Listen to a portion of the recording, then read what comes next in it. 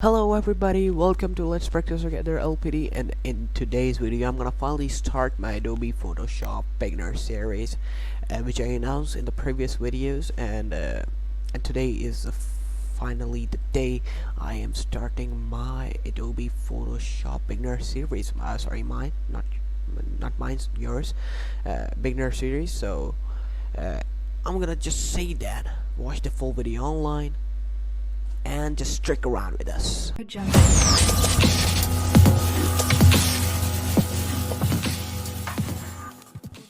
Alright, welcome to my screen here, and I have opened Adobe Photoshop, and if you want to download Adobe Photoshop, I will give a link in the description. You can also go there and download it. You will simply have a zip file, or you have to extract those files.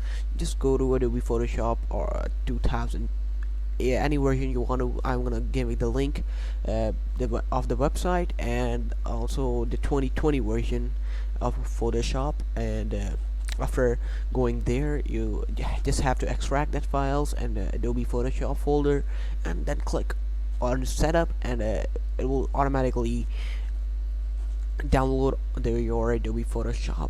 And now here is Adobe Photoshop open on my screen, and here you can see that I have opened a default Photoshop size document. And if you want to open a new file, you have to go to File and New, and also you can press Ctrl N like this. This dialog box will appear if you go there. Similarly, also just like that, it will also open a dialog box here. Now you can see there are some presets available here, like this. Yeah, I'm gonna get there, and preset details, and this is untitled. I'm gonna title it as first time, like this, first course. Okay, course, that's the wrong spelling. Now first course, and this is my preset details that is titled, and this is width, or the size that you want to. I'm gonna choose pixels from here. You can also use centimeters, millimeters, point, and pks. Now what are these? These are the measurements, size of a photo, or size of a thing which is measured by it. So I'm gonna take pixels instead of inches. I can also use centimeters, millimeters, points, and pks. It's dependent on you what size you want. So now I'm gonna increase the size. You can see here when you get closer to width, so you can see the arrow here, double-sided arrow. If you click and drag up, you can see the numbers changing beneath the dialog box here. Okay, you can see the numbers changing from here, upper and backwards you want. And if I want that, I'm making a image size of 1920 by 1080 pixels, so 1080 pixels. I'm gonna press enter and it will start, but there are more options here, like Control N, and now I have made like this. This is the resolution of the image, and this is also measured in pixels and inches, and pixels and centimeters. Now color mode you want is RGB. Now RGB stands for red, green, blue, and you can also use bitmap and grayscale RGB, and CMYK color, and lab color, etc. And I'm gonna use RGB color, and this is what this image quality will be. Like here it is 8-bit. If I go to 32-bit, it will make the image more valuable and more pixelated, and this is a very great way to use your high quality image, and 8-bit is mostly used. I'm gonna set it up to 8-bit. And background contents, like if you want to color background like black, or I want white, there are two options here. I'm click white and black, and if you want to choose your own color, you will just go to background color, and here you will click and change the color. I'm gonna set it to blue. Sorry, red. I think I should make it blue, like this one, lighter blue. And okay. So now, if you want to make it transparent,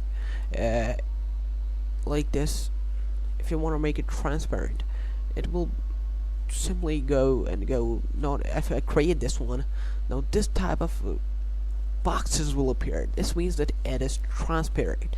And if I can press Control and again and go there, I'm gonna color profile. What is the color profile now? Adobe RGB since 1998, and now color profile is the color matching the photo in the background. So now, what is pixel aspect ratio? You can use square pixels or rounded pixel HDV, and there are many pixels options. I'm gonna use square pixels, and I'm gonna make it white. And okay, all the here you can also set up the orientation and artboards here, and you can also use landscape and portrait mode. I'm gonna use landscape and just simply create, and you can see we have created much more tabs here. If you want to go there back, just press Control and Tab. You can see here now, Control Tab. I have made all of these, so I'm gonna go back to this layer. This the whole where is gone, like this one there, and this is the background you can see. So now I'm gonna import some pictures, or unless I'm gonna show you basic selections today. Now, what is this tool here? I'm gonna first of all tell you what are the workspaces. If I drag this here and make it more smaller, if you want to make it smaller, you will simply, you can here see arrow button. Click on this and it will become more smaller. And okay, you don't want to click this, drag it up here. I'm gonna drag it up here, and in case you deleted all of these, like I deleted like this. Whoa, where all the workspace gone, and I want it again back. Don't worry, just go to Windows and Workspace, and Essential Defaults is the default one. Now I'm gonna reset that Essentials. I'm gonna click Reset Essential here. Okay, now you can see all of your tools and boxes are appeared on your screen, and they are visible. Now, step by step, I'm going to explain all the tools here. The first one is Move tool. If I take a selection here like this, and if you want to, I'm gonna first press D to default, go to default colors, and if I want to put the foreground color in this selection, I'm gonna press Alt backspace, and if I want to enter the different color, or the background color, I'm gonna press Control backspace. You can see if I change the color here to red, and I press Control backspace, you can see the color is here. Now this is the selection I want. So okay, now Move tool. What is Move tool, bro? What is Move tool? Okay, first of all, I'm gonna tell you the basic work of Photoshop. Photoshop depends on the system of layers. I'm gonna show you how is the layer inserted, and how to add or layer by copy in the next classes, or even today I will give you some examples here. Now, how to take a new layer. Go in the dialog box menu. If you watch the Day to Night conversion, I have to show you how to add a new layer there, plus icon and the layer icon if you are in the previous versions. Just click on this and you can see the layer 1. You can also retitle it. I'm gonna retitle this again as work. Okay, and press enter. Now I'm gonna make a selection here.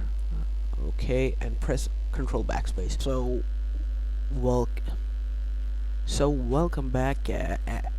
I'm gonna tell you that my PC was hanged and was stuck, and I restarted my PC, so that's why it takes a long time to do.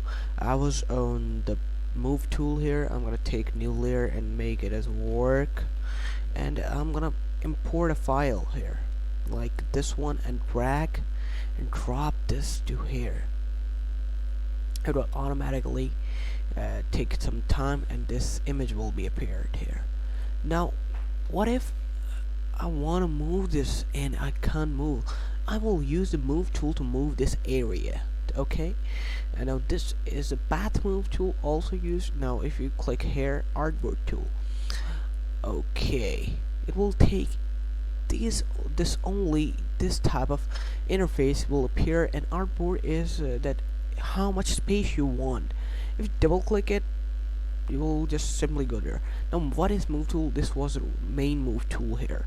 So now another picture. I'm gonna select this and press delete this layer.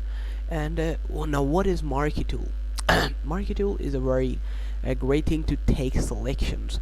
Now there are many type of marquee tools. Okay, I'm gonna tell you one by one. This is rectangular marquee tool, this is elliptical marquee tool, and this is a single row marquee tool and single column marquee tool. Now first of all, this is the rectangular marquee tool. You can see I am drawing a rectangle here. What if I want that I make a correct square here? Nothing special. I will just press shift and begin to okay, control D to deselect it. If you don't know how to deselect, you just right click and deselect, or even you can select and go to select and deselect. It will simply deselect your image file, your selection. So now what if I want to make a square, perfect square? So I'm gonna press shift and start going with that. Now and you can see that this is a perfect sphere. Now what do you want to move this one? So I'm gonna take a marquee tool here. Oh,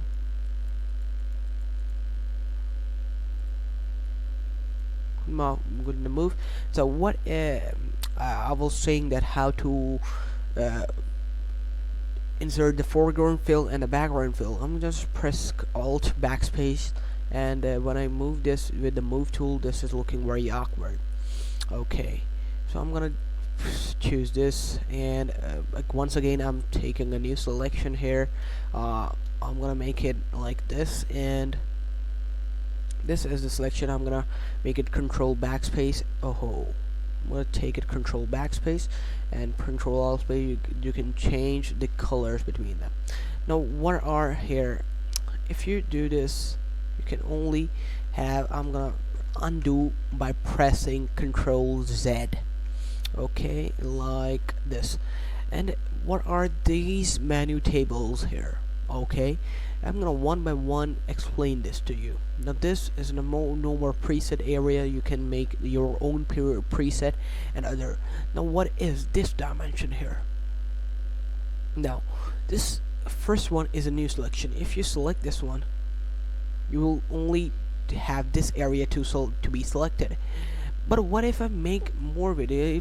When I make this more rectangle or square, the first one goes is disappear or deselected.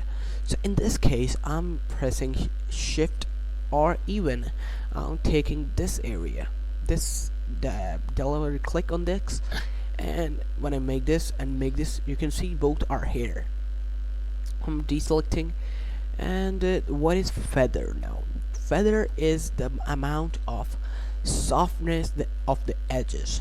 Now when I value is a feather, I'm gonna first make this value of the feather to 80%, and when I press enter, Okay, now what is feather? This becomes a rounded area when I fill it with uh, the when I fill it with the foreground color. You can see it is very soft. Okay, so this is very advantage of feather, that you want to take some softness in your image or selection.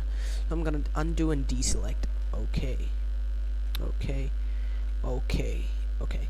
So now what is tile? You want a fixed ratio, and when you press fixed ratio, you have to give your own size. Like I'm in 10, 100, okay, 10 and by 10.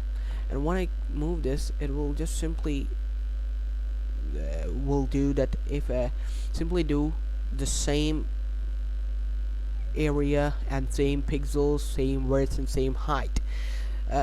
What is select and mask? I will make another video on this because this topic is very difficult for you. Now, next tool is elliptical marquee tool. This tool is very helpful to create circles, and if you want to make a perfect circle, again I'm gonna tell you press shift. Okay, it's done. Now another single row tool. If you press this will take only a single row here, and this one is good for making architecture and making painting etc. Now single column tool is also like this, which makes a single row. Again, it is used in architecture and paintings. Now I'm gonna undo or deselect it. Next tool is lasso tool. Now what is lasso tool? If I made a freehand selection, lasso tool is very great for making selection of freehand. If I make, like, I'm gonna import one picture here from the desktop, this Photoshop, and this will bring this area up. Okay, so now what if I want a selected area like this camera? I'm gonna just choose this area. Okay, I'm gonna take it roughly here. You can also use correct image size you want. Okay, I'm just wanna take this area and I want to delete the other areas in this. So we have to do a layer via copy right here.